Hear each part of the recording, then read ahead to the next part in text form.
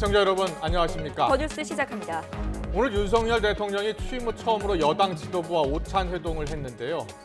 당내 갈등에는 일단 당수가 아니라면서 선을 긋고 나섰습니다. 윤석열 대통령 오늘 오찬 회동에 참석한 김용태 최고위원을 연결해서 어떤 이야기들이 오고 갔는지 직접 들어보겠습니다. 네, 지방선거가 끝나자마자 여야가 모두 당권을 놓고 집안 싸움에 정신이 없어 보입니다. 국민의힘에서는 친윤 모임 민들레가 논란입니다. 최형두, 이소영 여야 국회의원 두 분 모시고 자세히 짚어보겠습니다. 먼저 오늘의 주요 뉴스부터 보시겠습니다. 오늘로 취임 한 달을 맞은 윤석열 대통령이 여당 지도부와 오찬 회동을 갖고 국정 현안을 논의했습니다. 윤 대통령은 취임 후 첫 해외 순방으로 오는 29일 스페인 마드리드에서 개최되는 나토 정상회의에 참석합니다. 북한이 언제 핵실험을 단행할지 주목되는 상황에서 노동당 전원회의 결과를 공개하지 않아 배경에 관심이 쏠리고 있습니다. 이런 가운데 북한 대외 선전 매체 우리 민족끼리는 통일부가 남북 공동선언 이행을 거부하고 있다며 대남 비난 메시지를 내놨습니다. 화물연대 파업이 나흘째 이어지는 가운데 물류 차질이 산업 현장의 생산 차질로도 이어지고 있습니다. 정부가 엄정한 법 집행을 강조하는 가운데 노조 측은 무차별 연행이 이루어지고 있다고 주장하고 있습니다. 지난 4월 경상수지가 8천만 달러 적자를 기록한 것으로 나타났습니다. 2년 만에 적자로 돌아섰는데 원자재 가격 급등이 주 원인으로 꼽힙니다. 7명이 숨진 대구 변호사 사무실 방화 사건과 관련해 경찰과 소방의 2차 합동 감식이 진행됐습니다. 희생자 중 일부는 흉기에 찔린 흔적도 발견돼 방화범이 흉기를 가지고 들어갔을 가능성도 제기됩니다. 조합돈을 횡령한 의혹을 받는 진병준 한국노총 전국건설산업노조 위원장에 대해 구속영장이 청구됐습니다. 진 위원장은 노조비를 현금으로 빼쓰거나 법인카드를 유용하는 등 10억여 원을 횡령한 혐의를 받습니다. 윤석열 대통령이 취임 후 처음으로 국민의힘 지도부와 오찬 회동을 갖고 국정 현안들을 논의했습니다. 이른바 친윤 모임 발족을 두고 당 지도부는 공개적인 반대 입장을 밝혔는데요. 모임을 주도한 의원들이 반박에 나서면서 개판 논쟁에 불이 붙었습니다. 국회 취재기자 연결합니다. 김태민 기자. 네, 국회입니다. 네, 먼저 오늘 여당 지도부 윤 대통령을 만났죠? 네, 윤석열 대통령이 취임 이후 여당 지도부와 공식 회동을 가진 건 이번이 처음입니다. 이준석 대표와 권성동 원내대표 등 지도부는 오늘 낮 서울 용산 대통령실을 찾아 윤 대통령과 오찬을 함께 했습니다. 10분 전쯤 오찬이 마무리됐는데요. 이 자리는 지방선거 승리 격려와 함께 국정 운영 방향 등에 대한 논의를 위해 마련됐습니다. 어제 우크라이나 방문을 마치고 귀국한 이준석 대표는 현지 상황을 대통령과 지도부에 공유하기도 했습니다.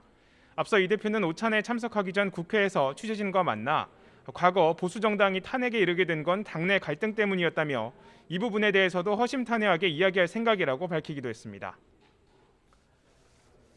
네, 이준석 대표 말처럼 최근 여당 내에 이른바 친윤 모임이 논란이 되고 있습니다. 당내 갈등 우려가 커지고 있는 상황이죠? 네, 국민의힘 내부에서 추진되고 있는 가칭 민들레라는 모임이 논란의 중심에 있습니다. 이른바 친윤 그룹이 당내 세력화에 나선 것 아니냐 이런 해석이 나오면서 당 지도부도 공개적인 우려를 나타냈습니다. 이준석 대표가 당정 간 공식적 협의체가 있는 상황에서 새 과시를 하려는 것 아니냐며 불쾌한 반응을 보인 데 이어 권성동 원내대표도 오해받을 수 있는 모임은 부적절하다며 그런 의도라면 앞장서서 막겠다고 반대 목소리를 높였습니다. 들어보겠습니다. 개파로 비춰줄 수 있거나 또 다른 그런 당정 협의체로 비춰줄 수 있는 그런 오해를 살 소지가 있는 의원들의 모임은 지양하는 것이 맞다. 이에 대해 모임에 참여하는 장제원 의원은 민들레 모임은 의원 누구나 참여할 수 있는 형태로 준비된 만큼 당 분열이나 사조직이란 딱지는 이해할 수 없다고 말했습니다. 그러자 이준석 대표가 여기에 다시 이해할 수 없다는 반응을 보이며 난타전 양상이 벌어지고 있습니다. 이 대표의 말 이어서 들어보겠습니다. 공조직이라고 하는 건 이미 구성돼 있거든요. 그럼 그것에 해당하지 않는 비슷한 기능을 하는 조직은 사조직이죠. 여기에 뭐 열려 있다 안 열려 있다 이거는 사조직에 대한 해석이 저랑 약간 다른 것 같거든요. 이처럼 지방선거 이후 여당 내 갈등 논란이 잇따르는 가운데 윤석열 대통령은 오늘 아침 취재진과 만나 당 문제는 일단 지켜보겠다는 입장만 짧게 밝히며 거리를 뒀습니다. 이어서 들어보겠습니다. 정치라는 게 늘 뭐 그런 거 아니겠어요? 네. 그리고 대통령은 국가의 대통령이지 무슨 당의 수장도 아니고 당 문제는 좀 이렇게 지켜보는 것이 맞는 것 같습니다. 민주당은 오늘 혁신 비대위가 출범할 예정인데요. 해결할 당내 현안이 적지 않죠. 네, 민주당은 오늘 4선의 우상호 의원을 위원장으로 하는 혁신 비대위원회를 띄웁니다. 대선과 지방선거 연패 후 내홍에 빠진 당내 혼란을 수습하는 막중한 책임을 맡았습니다. 혁신 비대위는 오늘 오후 3시까지 당원들의 온라인 투표와 당 중앙위 의결 절차를 걸쳐 공식 출범하는데요. 우상호 위원장이 논쟁의 중심에 서 있는 전당대회 규칙과 계파 갈등 우려와 관련해 어떤 답변을 내놓을지 주목됩니다. 또 국회 후반기 원구성 협상과 관련해서도 쟁점이 되고 있는 법사위원장직에 대해 태도 변화가 있을지도 관심입니다. 네, 이처럼 여야 모두 당내 갈등에 휩싸였는데요. 국회 공백 사태가 계속되고 있는 거죠? 네, 당장 후반기 의장단 선출이 기약 없이 미뤄지면서 국회는 인사청문회를 포함해 모든 업무가 멈춰선 상태입니다. 김창기 국세청장 후보자는 인사청문 보고서 재송부 시한마저 오늘로 다가오면서 국회의 검증 절차 없이 임명이 이뤄질 가능성이 커졌습니다. 교육부, 보건복지부 장관 후보자와 합참의장 등에 대한 인사청문회 역시 줄줄이 지연되면서 국회가 스스로 검증 역할을 손 놓고 있다는 지적도 쏟아지고 있습니다. 특히 박순애 교육부 장관 후보자는 과거 만취 음주운전 사실이 드러나 도덕성 문제가 불거졌는데 윤석열 대통령은 일단 여러 상황을 따져봐야 한다고 신중한 입장을 보였습니다. 들어보겠습니다. 그 의혹이 팩트인지 그걸 더 확인해야 되지 않겠습니까? 뭐 여러 가지 상황이라든가 그 가벌성이라든가 뭐 도덕성 같은 거를 다 따져봐야 되지 않겠습니까? 하지만 당 내에서는 박 후보자를 대통령에게 추천한 사람의 책임론까지 불거졌습니다. 이 대표의 말 들어보겠습니다. 혹시라도 본인께서 그런 부분을 잘 파악하지 못하고 대통령에게 누가 되는 추천했다면은 그분의 의사를 확인해보는 게 굉장히 중요할 것 같다. 도대체 누가 추천했는지 모르겠습니다. 이처럼 후보자들의 자질 논란에 국회 공백 사태에 대한 비판 여론도 덩달아 커지면서 이후 여야 지도부가 어떤 결단을 내릴지 주목되고 있습니다. 지금까지 국회에서 YTN 김태민입니다. 네, 김태민 기자가 전해드린 것처럼 윤석열 대통령 오늘 국민의힘 지도부를 용산 집무실로 초청해서 오찬 회동을 가졌는데요. 자, 취임 후 여당 지도부의 간담회 처음인데 국정 운영 상황에 대한 다양한 논의가 오갔을 것으로 보입니다. 비공개 간담회에 앞서서 언론에 공개했던 모두 발언이 조금 전 공개가 됐는데요. 자, 이준석 대표가 우크라이나에 다녀온 이야기로 대화가 오간 것 같습니다. 직접 들어보겠습니다. 자, 오랜만에 친정 식구들 만나는 거네. 어디 뭐 젤렌스키 대통령하고 그쪽 사람들 만나보니까 좀 어떻습니까? 전쟁이 종전이 가까운 시기에 되게 어려워 보입니다. 내부 정치적 상황이 있는 것 같고, 그래서 뭐 종전을 쉽게 언급하기 어려운 상황도 있는 것 같고, 그리고 안에서도 뭐 이견이 조금씩 있는 것 같고. 지원책이나 이런 거에 대해서 좀 국내외적인 뭐 법적인 거 여러 가지 뭐 이런 부분이 있어서 그게 좀 빨리 결론이 났으면 좀 레터도 좀 보내고 우리 대표님이 또 특사로 가시면 더 게 많은데 아직도 좀 결론이 안 났습니다. 그러니까요. 어쨌든 친구들이 그쪽 그 우크라이나 사람들이 하여튼 대통령 취임하신 이후에 취임사 내용까지도 파악하고 있고 자유라는 걸 이미 강조하면서 기대치가 좀 많긴 많아서 오히려 부담을 들었습니다. 굉장히 기대가 많아가지고. 또 그만큼 자기들도 절박하다는 얘기예요. 절박합니다. 윤석열 대통령이 취임 후 첫 해외 순방 일정으로 오늘 29일과 30일 스페인 마드리드에서 개최되는 나토 정상회의에 참석합니다. 나토 회의 가운데 동맹국 30개 나라와 파트너국 간 이 회의 세션에 참석할 계획인데 파트너국은 우리나라를 포함해서 일본과 호주, 뉴질랜드, 우크라이나 등이라고 설명했습니다. 이와 함께 윤 대통령은 유럽 주요국을 중심으로 여러 나라와 양자 정상회담도 가질 예정입니다. 대통령실 관계자는 이번 순방이 가치와 규범을 토대로 한 국제 질서를 유지하기 위해서 나토 동맹국, 파트너국과의 협력을 강화하고 글로벌 중추국가로서 우리나라의 역할을 확대할 수 있는 중요한 계기가 될 것으로 기대했습니다.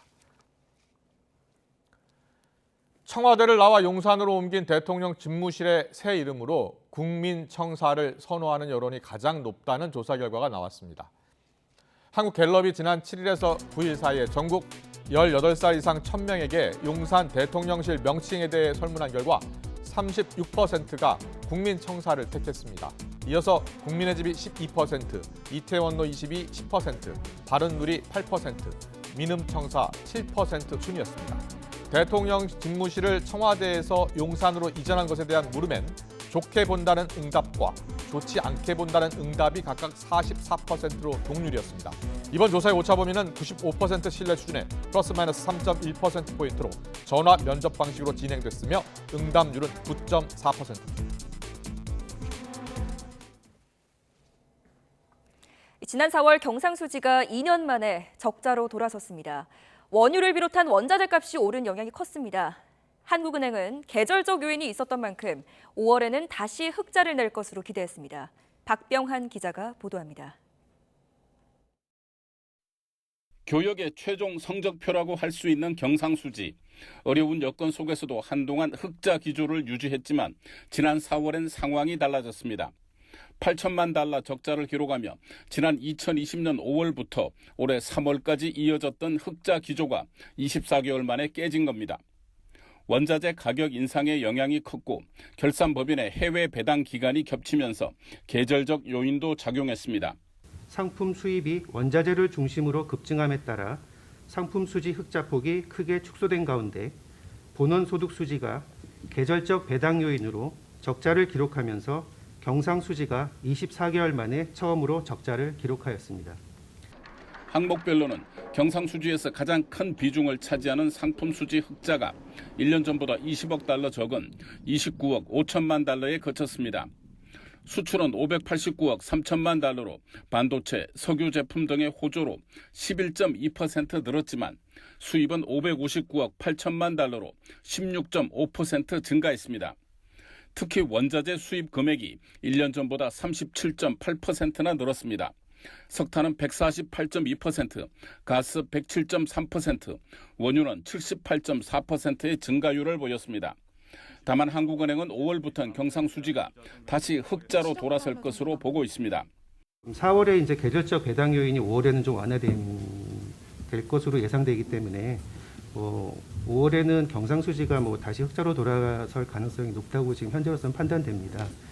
고금리, 고물가, 고환율을 의미하는 이른바 3고 현상 속에 한국 경제가 돌파구를 마련하기엔 우크라이나 전쟁 장기화 등 대외 환경은 여전히 좋지 않습니다. YTN 박병환입니다. 요즘 무섭게 치솟는 물가에 식당들도 하나둘씩 음식 가격을 올리다 보니까 직장인들의 점심 풍경도 달라졌다고 합니다. 값도 싸고 다양한 편의점 도시락을 찾는 발걸음이 많아졌다고 하는데요. 취재 기자 연결해서 자세히 알아보겠습니다. 강민경 기자. 네, 서울 소공동의 한 편의점에 나와 있습니다. 네, 요새 편의점 도시락 매출이 상당히 가파른 상승세를 보이고 있다고요. 그렇습니다. 제가 점심시간에 맞춰서 이곳에 나와보니까 실제 이곳에서 김밥이나 도시락을 드시는 시민들을 상당수 만날 수 있었습니다. 또 제가 직원들한테 물어보니 최근 이곳에 도시락 수요가 크게 늘어서 발주도 추가로 요청해놨다고 합니다. 여기가 도시락 매대입니다. 이 편의점에서는 총 21종류의 도시락을 팔고 있습니다. 가격은 4,000원대부터 5,500원까지 다양합니다. 또 이게 최근에 가장 잘 팔리고 있는 상품 중에 하나라고 하는데요. 가격은 4,900원, 일본 식당 점심값의 거의 절반 가격인데 구성이 꽤나 알찹니다. 매일 점심을 때워야 하는 직장인들 입장에서는 상당히 매력적인 선택지일 수밖에 없는 것 같습니다. 실제 조금 전에 이곳에서 점심을 드시고 들어간 시민의 이야기 한번 들어보겠습니다.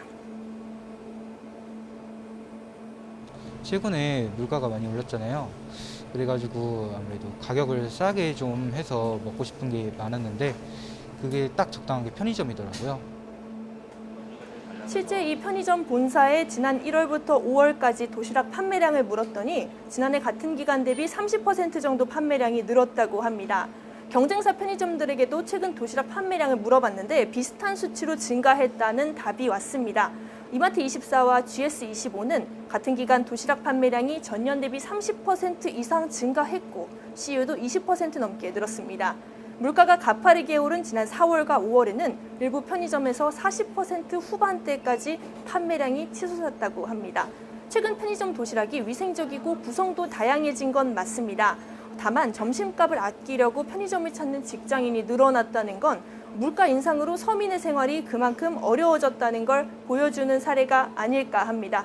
지금까지 서울 소공동 편의점에서 YTN 강민경입니다.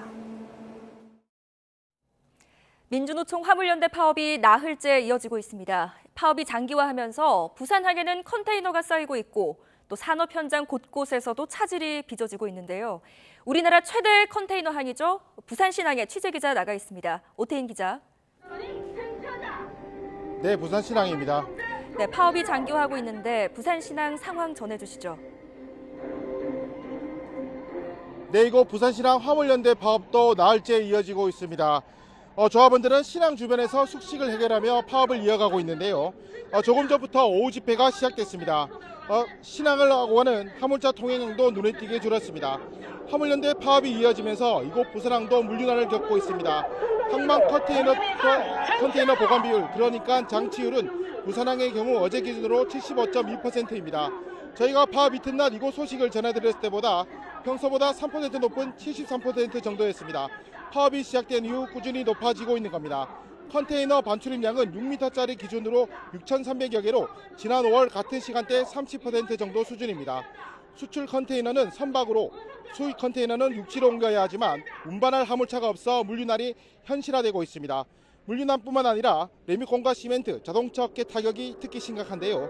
울산 현대차의 경우 납품 차량이 오가지 못하면서 생산 차질이 빚어지고 있습니다. 강원과 충북 지역 시멘트 공장도 제품을 생산하지만 출하를 못해 저장소가 가득 차면서 생산을 중단해야 할 처지입니다. 반면 시멘트를 받지 못하면서 레미콘 업계도 비상입니다. 시멘트가 없어 레미콘을 만들지 못하면서 건설 현장에도 발등에 불이 떨어졌습니다. 파업이 계속되면서 곳곳에서 마찰도 발생하고 있는데요. 경찰은 화물연대가 총파업을 시작한 지난 7일부터 업무방해 등의 혐의를 받는 30명이 현행범으로 체포됐다고 밝혔습니다. 화물연대에 요구하는 크게 두 가지입니다. 안전운임 일몰제 폐지와 운송료 인상인데요. 올해 12월 폐지 예정인 안전운임제를 유지해 적정 임금을 받고 안전 운행을 하겠다는 겁니다. 또 최근 유가 상승으로 운송료가 크게 올랐다며 유가 연동제와 운송료 현실화를 요구하고 있습니다. 화물연대는 오늘 원희로 국토부 장관에게 직접 교섭에 나설 것을 요구했습니다. 하지만 화물연대와 정부 입장이 평행선을 달리고 있어 한동안 물류 차질은 불가피할 전망입니다. 지금까지 부산신항에서 YTN 오태인입니다. 네, 조합비 등 10억여 원을 빼돌린 혐의를 받는 진병준 한국노총 산하 건설산업노조위원장에 대해 검찰이 구속영장을 청구했습니다. 횡령 혐의와 함께 국회의원들에게 노조비로 수백만 원씩 불법 쪼개기 후원한 혐의도 적용됐는데 다음 주 월요일 구속 여부가 결정될 것으로 보입니다. 취재기자 연결합니다. 윤성훈 기자. 네, 사회일부입니다. 네, 검찰이 앞서 진병준 위원장에 대한 경찰의 영장 신청을 한 차례 반려하기도 했었는데 이번엔 법원에 영장을 청구했다고요? 네, 대전지방검찰청 천안지청은 오늘 10억 원대 횡령 의혹을 받는 진병준 한국노총 건설산업노조 위원장에 대해 구속영장을 청구했습니다. 영장에는 특정 경제범죄 가중처벌법상 횡령과 정치자금법 위반 등의 혐의가 적시됐습니다. 진 위원장은 지난 2019년부터 3년 동안 노조비를 현금으로 뺏으거나 법인카드를 유용하고 상여금을 지급했다가 가족계좌로 돌려받는 등의 방식으로 모두 10억여 원을 횡령한 혐의를 받고 있습니다. 또 이해관계가 있는 국회의원 4명에게 노조비로 수백만 원씩 불법 쪼개기 후원을 한 혐의도 받고 있습니다. 그동안 진 위원장 사건을 수사해온 충남경찰청 반부패 수사대는 지난달 23일 구속영장을 신청했다가 검찰에서 한 차례 반려된 뒤 지난 2일 다시 영장을 신청했는데요. 이번엔 검찰도 수사를 통해 혐의를 입증할 증거가 확보됐다고 판단해 법원에 영장을 청구했습니다. 진 위원장의 구속영장 실질심사는 오는 13일 대전지방법원 천안지원에서 열립니다. 네, 이런 상황에서도 진 위원장은 한국노총과 노조원들의 사퇴 요구를 거부하면서 버티고 있는 모습이라고요? 네, 진 위원장은 횡령 의혹이 불거진 뒤 사퇴 의사를 밝혔다 번복하기를 수차례 반복했습니다. 이 과정에서 공식적인 입장 표명이나 사과도 없었습니다. 결국 한국노총 건설산업노조 7개 분과 120개 지부와 지회 조합원 대표는 오늘 한국노총 건물 앞에서 기자회견을 열고 진 위원장의 사퇴를 촉구했습니다. 진 위원장의 사퇴를 거부하면서 한국노총 연맹은 건설산업노조의 퇴출을 준비하고 있습니다.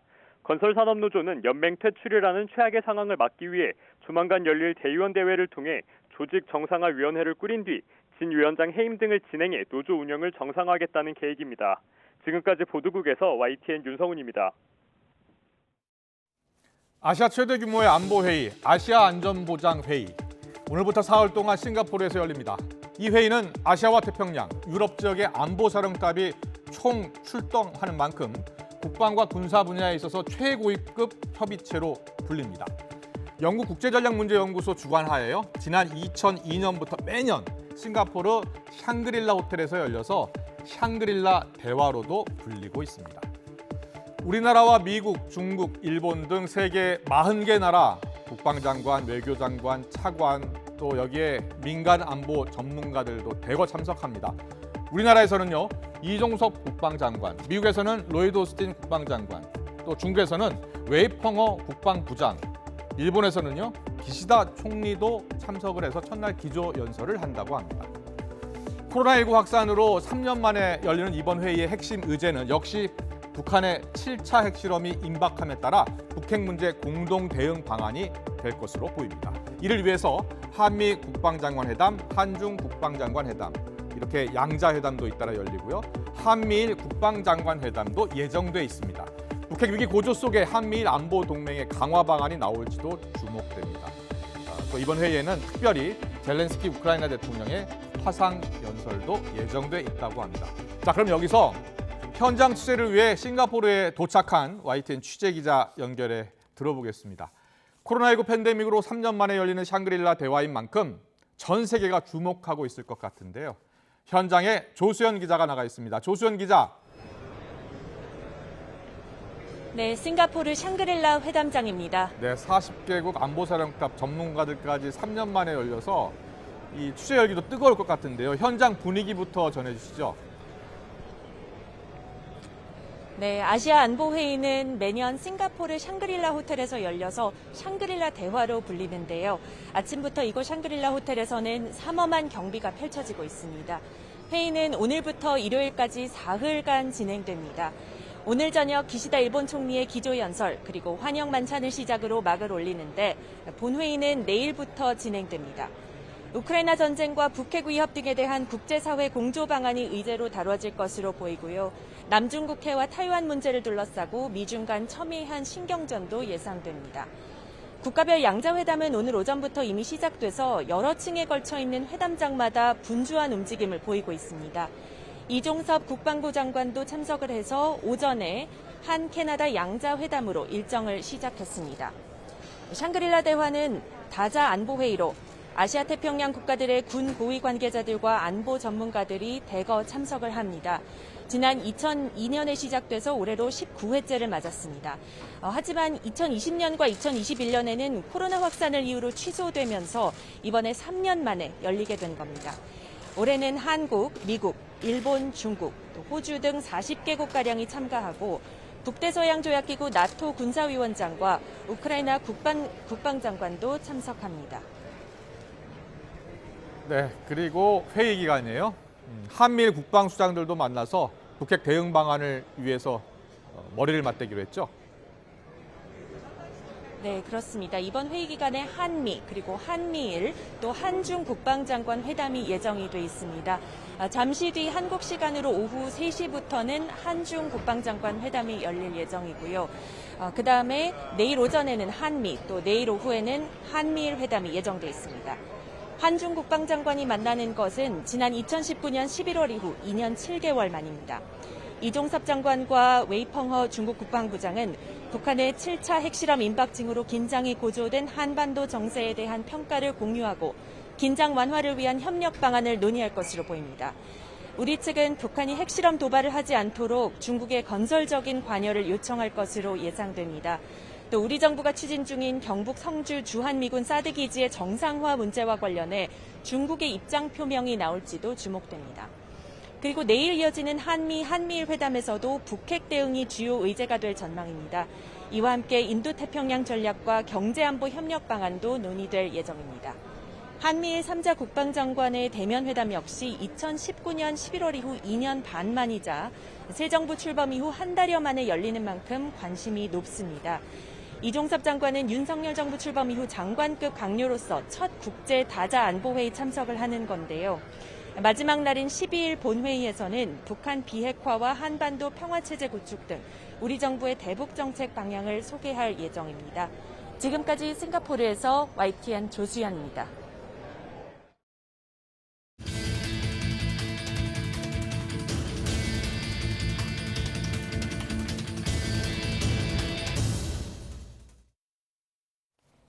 네, 그럼 여기서 우크라이나 현장을 좀 연결해 보려고 합니다. YTN 취재 기자가 지금 우크라이나 현지에 나가 있는데요. 지금 전황을 좀 보면 우크라이나를 지금 침공한 러시아의 경우 지금 민간인 학살도 서슴지 않고 있는 그런 상황입니다. 네. 자, 전쟁 초기 키이우의 외곽 도시에서 벌어진 집단 학살 현장에 YTN 취재진이 나가 있습니다. 신중명 기자. 네, 키이우의 외곽 소도시 부차에 나와 있습니다. 네, 신 기자가 지금 서 있는 곳, 그 민간인 시신을 매장한 곳입니까? 네, 그렇습니다. 지금 제 뒤로 보이는 하얀색 교회 건물 뒤편 공터에서 시신 수백여 구가 매장된 상태로 발견됐습니다. 시신들은 당시에 검정색 비닐봉투에 담겨 있었고 손, 발이 뒤로 묶여 있는 상태로 발견된 것으로 전해졌습니다. 매장지에는 추모비가 세워졌습니다. 추모비 아래에는 추모의 꽃들이 정성스럽게 마련되어 있었습니다. 러시아는 이곳 부차와 이르핀 등지에서 시가전을 벌이면서 민간인을 학살한 것으로 드러났습니다. 이 지역에서만 400명 이상이 러시아군에 의해 살해된 것으로 추정되고 있습니다. 게다가 러시아군이 반려견 등 도시의 동물들까지도 무참히 죽인 것으로 드러나면서 보이는 건 다 죽였다는 말까지 나왔습니다. 러시아는 이 같은 사실이 드러나자 부차 학살은 우크라이나의 자작극이라며 부인했습니다. 하지만 러시아 침공 이후 집단 매장지가 생기고 거리에 민간인 시신이 방치된 모습이 위성사진 등을 통해 드러나면서 러시아의 거짓말임이 들통났습니다. 네, 민간인 학살이 벌어진 그곳 현재 상황 어떻습니까? 예, 이곳 부차라는 도시는 수도 키이우에서 북서쪽으로 30여 킬로미터 정도 떨어진 작은 외곽 도시입니다. 어제 저희 YTN 취재진이 방문했었던 이르핀이라는 도시와도 굉장히 인접한 곳인데요. 전쟁 초기 러시아군의 수도 포위 작전을 막아낸 북서쪽의 최전선이라서 지금 전쟁이 할키우 간 참상이 그대로 남아 있었습니다. 포격당한 건물 벽은 종이장처럼 뜯겨져 있었습니다. 포탄이 떨어져 도로에 구덩이가 생긴 곳도 어렵지 않게 찾을 수 있었고 건물 유리창엔 총알이 뚫고 지나간 모습이 선명하게 남아 있었습니다. 도시 곳곳에는 집을 잃은 이웃들에게 음식과 옷가지를 나눠주는 자원봉사센터도 곳곳에 설치되어 있었습니다. 오늘도 저희 YTN 취재진은 키이우, 부차와 이르핀 지역을 돌아볼 예정입니다. 직접 들여다본 전쟁의 참상을 시청자들에게 자세하게 전해드리겠습니다. 지금까지 키이우, 부차에서 YTN 신준명입니다. 정부가 오늘부터 열흘 동안 용산공원을 시범 개방했는데요. 관람객들의 반응이 엇갈리고 있습니다. 네, 이색적인 경험이라며 반기는 경우도 있었고 반면 아무리 시범 개방이라 하더라도 준비가 소홀해 보인다는 지적도 나왔습니다.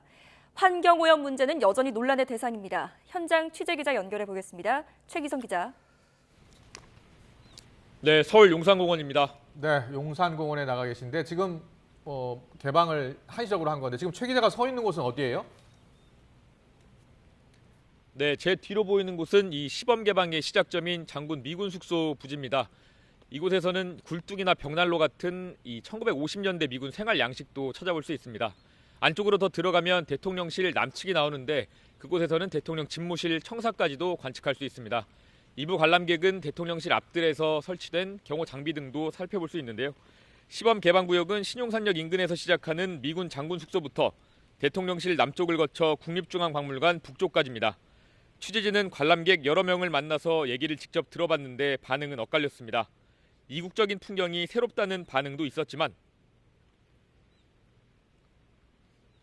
조기 반환이 이루어져가지고 아직 그 미군 부대 잔재가 남아있는 상태에서 이렇게 용산공원을 볼 수 있다는 사실 자체가 굉장히 이색적인 경험이라서 좀 더 좋았던 것 같고요.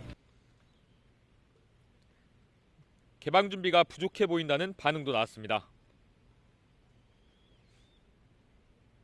사람이 500명인가 이렇게 한 번을 봤는데 거기서 이 출입증 이거 해주는 사람이 뭐 6분인가 몇 분밖에 안 되는 것 같더라고요. 거기서 거의 한번 30분을 기다렸어요. 30분을 떼약볕 아래서. 개방 시간은 오전 9시부터 오후 7시까지로 머물 수 있는 시간은 2시간으로 제한됩니다. 방문 닷새 전부터 예약 가능한데 국토부는 14일까지 예약이 꽉 찼다고 밝혔습니다. 하지만 정부조사에서도 토지 오염에 따른 유해 물질이 기준치 이상 검출된 만큼 너무 서둘러서 개방하는 것 아니냐는 지적도 나옵니다. 녹색연합 등 환경단체들은 오늘 오전 용산공원 앞에서 기자회견을 열고 국토부가 오염 실상을 알면서도 불법을 저지르고 있다고 주장했습니다. 국토부는 안심하고 관람해도 된다면서 시범 개방 동안 의견을 수렴한 뒤 오는 9월에 임시 개방할 예정입니다. 지금까지 서울 용산공원에서 전해드렸습니다. 네, 그제 별세한 국민 MC 송혜 선생님의 연결식 발인 그리고 노제가 오늘 이른 아침에 열렸습니다. 한 줌 재로 남은 고인은 이제 대구 달성군에 있는 부인의 묘소 옆에서 영면에 들어갔습니다. 현장 연결합니다. 이윤재 기자. 네, 대구 달성군 옥포읍에 나와 있습니다. 네, 고인의 유해가 부인 옆에 자리했군요. 그렇습니다. 고인의 유해가 이곳에 도착한 건 1시간쯤 전인 오후 1시쯤입니다. 이곳에 올라오기에 앞서서 가까이 있는 송해공원 또 송해기념관을 한 바퀴 둘러보고 이곳 묘지까지 도착했습니다. 지금 제 뒤로 보이는 이곳 묘지는 송해 선생의 부인 석오기 여사의 묘가 있는 곳인데요. 고인은 부인 옆에 나란히 안장됩니다. 고인의 유해가 도착한 뒤로 먼저 산신제가 열렸고 주변에 먼저 자리한 송해 선생의 친척에게 올리는 고유제도 치러졌습니다. 이어서 고인을 안치한 뒤에 지내는 평토제가 진행되면 모든 장례 절차가 마무리됩니다. 오늘 새벽 고인의 빈소에서는 연결식이 열렸는데요. 코미디언 이용식 씨는 추도사를 통해서 이제는 수많은 별 앞에서 천국 노래자랑을 외쳐달라며 마지막 인사를 전하기도 했습니다. 빈소를 떠난 고인은 개인 사무실이 있던 서울 낙원동을 거쳐 KBS에서 노제를 치른 뒤에 화장지로 향했습니다. 이곳 장지는 물론이고 가까운 송해공원에는 아침부터 많은 추모객 발길이 이어졌습니다. 지금도 묘소 주변에 고인의 마지막 모습을 눈에 담으려는 사람이 가득한데요. 한평생 우리에게 웃음과 감동을 전했던 고인은 이제 우리 곁을 떠나 부인 옆자리에서 영면에 들어갑니다. 추모객은 모두 같은 마음으로 고 송해 선생의 환한 웃음을 기억하고 또 추모했습니다. 지금까지 대구 달성군 옥포읍에서 YTN 이윤재입니다.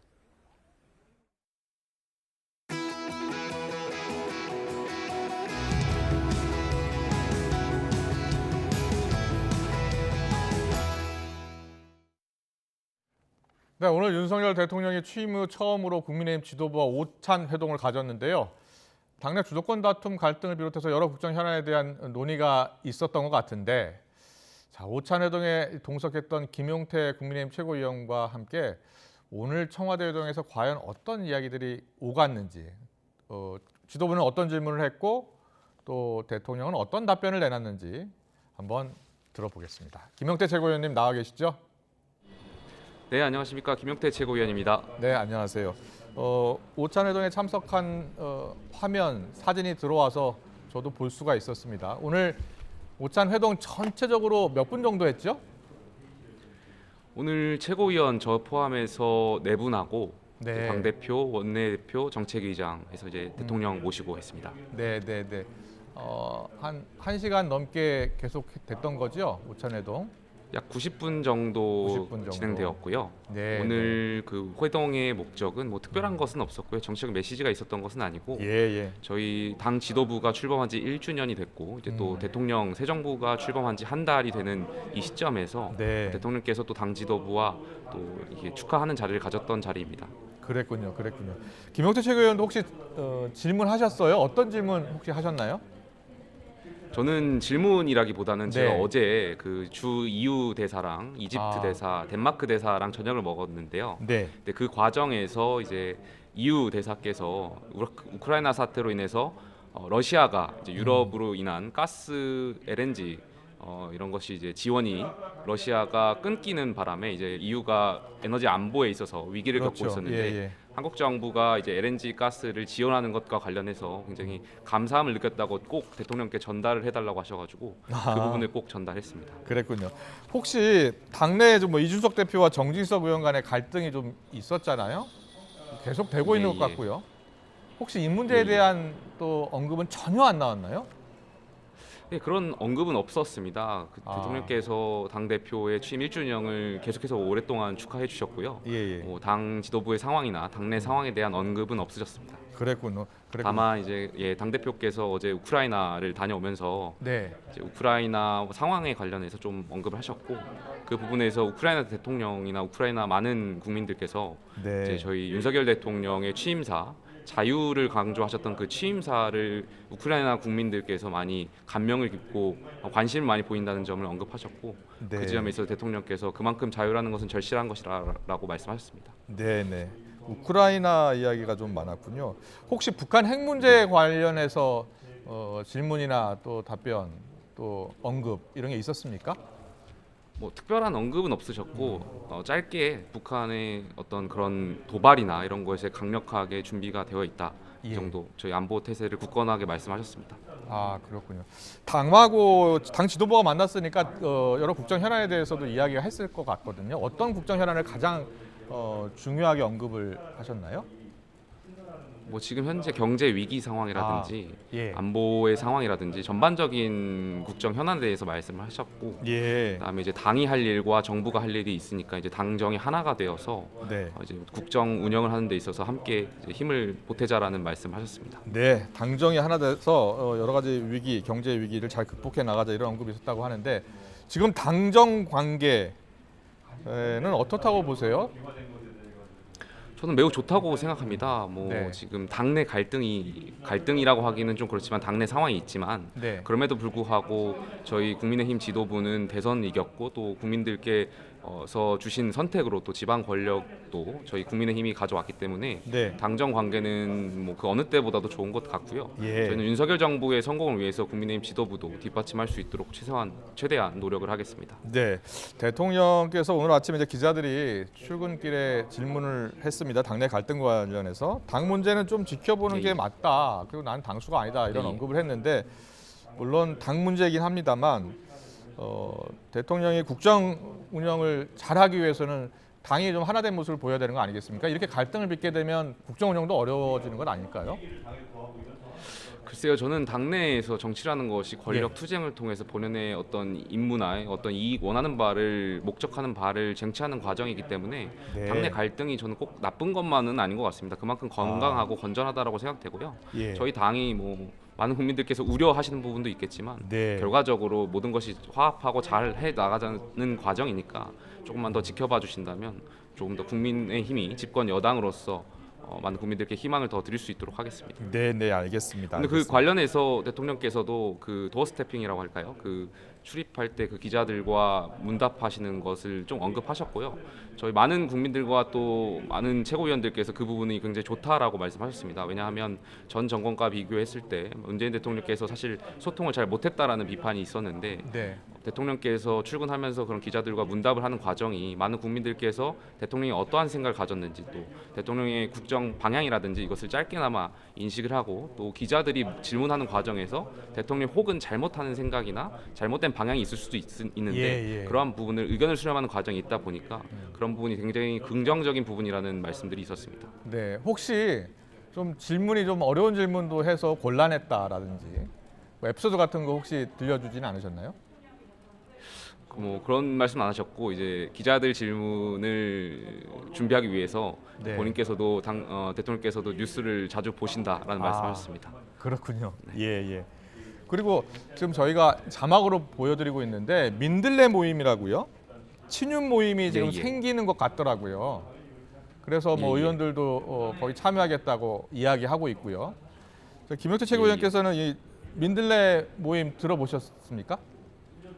예, 저도 언론 보도를 통해서 접했습니다. 네. 그런데 저는 이러한 모임이 뭐 사적 모임이 있을 수도 있겠지만 글쎄요, 저는 부정적으로 생각합니다. 왜냐하면 예. 이런 모임들이 결국에는 친윤계라는 이름을 통해서 모이게 되는데 대통령을 위한 조직이 아니라고 저는 생각되고요. 결과적으로 대통령께 뭐 긍정적인 효과가 갈지는 전 잘 모르겠어서 네.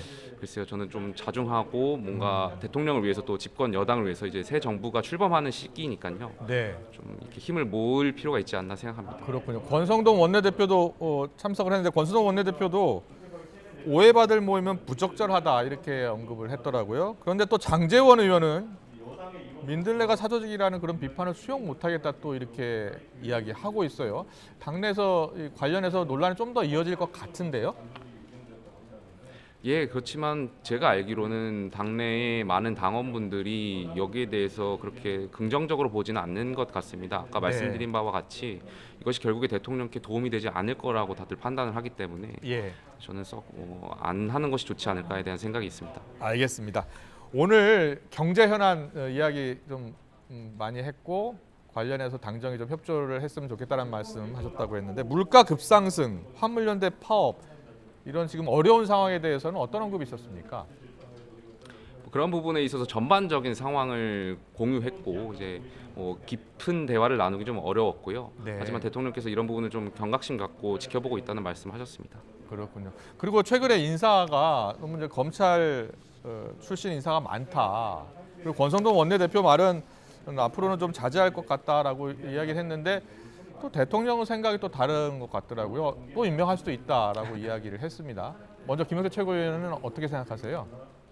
저는 그 대통령 말씀과 원내대표 말씀이 결이 다르지 않다라고 생각합니다. 뭐 결과적으로 대통령께서 필요하면 이제 고려하겠다라는 취지였고요. 원내대표께서는 당분간은 하지 않겠다는 취지였으니까요. 저는 그 결이 다르진 않다고 생각합니다. 네. 그렇지만 제 개인적으로는 검찰 출신의 인사들이 어떤 기관에 많이 편중되는 것은 좀 우려스러운 점은 있습니다. 네, 알겠습니다. 마지막으로요. 근데 윤석열 대통령 취임 이제 한 달인데 여당 지도부하고 첫 만남이었고요. 야당 지도부하고도 적극적인 소통을 좀 해주십사 하는 그런 발언, 그런 언급은 없었습니까?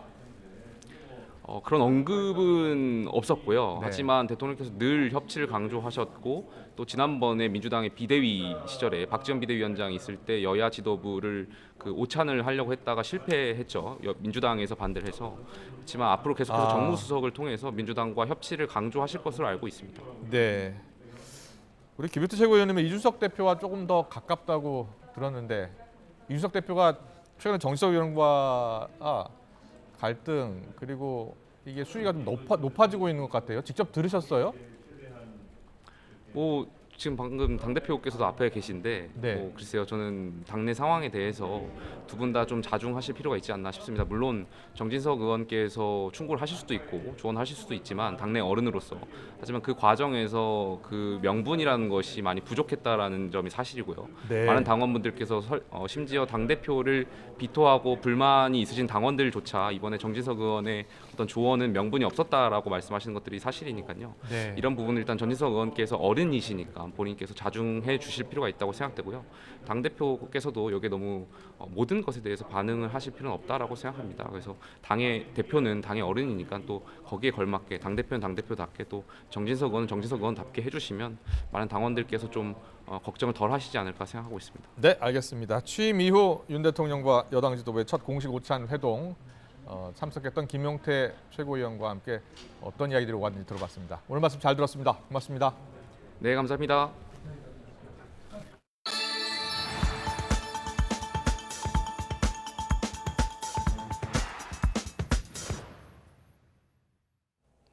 수차례 지리산을 벗어나 경북 김천의 수도산으로 서식지를 옮긴 반달가슴곰이 이번에는 충북 보은 지역까지 이동한 것으로 확인이 됐습니다.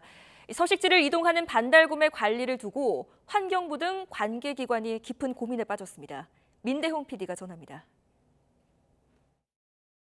오삼이는 지난 2015년 1월에 태어난 지리산 반달곰 복원 사업의 53번째 곰입니다. 10달 동안의 적응기를 거쳐 지리산에 방사되기까지 여느 수컷곰과 다르지 않았는데 3살이 된 2017년부터 오삼이에게 관심이 집중되기 시작했습니다. 다름 아닌 지리산을 벗어나는 이동 습성이 원인이었습니다. 모두 3차례의 대탈출. 그것도 매번 지리산에서 90km나 떨어진 경북 김천의 수도산이 목적지였습니다. 특히 3번째 이동에선 고속도로에서 관광버스에 치이는 사고까지 당했지만 부러진 다리를 끌고도 수십 킬로미터를 더 이동했습니다. 결국 국립공원공단은 반달곰 모니터링 권역을 경북 지역까지 넓히는 수고를 감내하면서 531을 수도산에 방사했습니다. 국립공원구역 바깥에서 활동 중인 개체 관리를 위해 광역 대응팀을 새롭게 꾸리게 되었고, 그로부터 다시 4년여가 흐른 지난 3일, 관계기관이 다급하게 회의를 열었습니다. 532가 이번엔 경북 수도산에서도 70km 정도 떨어진 충북 보은군 인근에 나타난 겁니다. 정부의 관련 지침은 반달곰이 계속해서 문제를 일으킬 경우, 특히 사람에 대한 경계심을 잃은 경우 야생에서 회수해 국립공원 보호시설 안에서 관리하도록 돼 있습니다. 이미 수차례 사람에 노출됐고 민가에서 닭을 잡아먹은 전력도 있기 때문에 더 큰 대민 피해를 일으키기 전에 531을 보호시설에 가둘 필요성이 제기된 겁니다. 사람의 두려움을 잃었던 개체 같은 경우는 결국 이제 회수를 하기 때문에 학습장에 와서 이제 정신연이나 교육 홍보용으로. 하지만 531을 그대로 야생에 놔둬야 한다는 반론도 만만치 않습니다. 성체, 수컷곰이 서식지를 이동하는 건 자연스러운 생태계 현상으로 궁극적으로 반달가슴곰을 멸종 위기에서 구하려면 532의 이동권을 어느 정도 보장해줘야 한다는 주장입니다. 실제 지리산 반달곰 가운데 서식지를 벗어나는 제2, 제3의 532가 늘고 있다는 점도 이를 뒷받침합니다. 앞으로도 이렇게 지리산 경계 밖을 나가는 곰들을 계속 사람의 눈에 띈다고 해서 회수하는 정책으로 갈 것인지에 대해서는 좀 더 많은 전문가와 지역사회의 합의가 필요한 것이 아닌가 싶습니다. 정부는 또다시 먼 길을 떠난 531을 당장 포획하지 않고 좀 더 지켜보기로 했습니다. 반달가슴곰의 완벽한 생태 복원과 대민 피해 방지라는 갈림길에 선 복원 사업. 532의 처리 결과가 향후 멸종위기 동물 복원 사업의 방향을 결정할 수 있는 만큼 정부의 고민도 깊어지고 있습니다. YTN 민대용입니다. 서울에도 약하게 빗방울이 떨어지거나 소나기가 내리고 있는 곳이 있습니다. 이곳 서울 상암동에도 약한 빗방울 정도만 떨어지고 있는데요. 반대로 인천은 시간당 10mm 안팎의 다소 강한 비가 벼락과 돌풍을 동반하며 요란하게 내리고 있습니다. 소나기 특성상 짧은 시간 안에 기습적으로 또 강하게 내릴 것으로 보이니까요. 갑작스러운 비에 당황하지 않도록 미리 대비해 주시기 바랍니다.